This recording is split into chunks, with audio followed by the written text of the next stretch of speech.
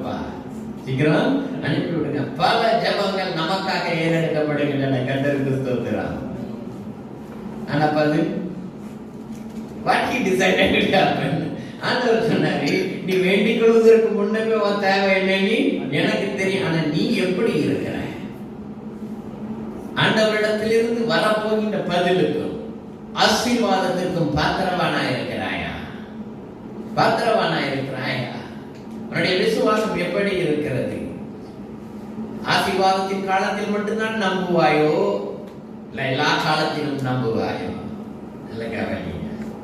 அப்போ ஆண்டவர் சொல்றாரு, சீசர்களுக்கு சொல்றாரு, அதற்கு அவர் காணாமல் போன ஆடுகளாகிய இஸ்ரவேல் வீட்டாரிடத்திற்கு அனுப்பப்பட்டதே நன்றி, மற்றபடி அல்ல என்றார். என்ன சொல்றாரு?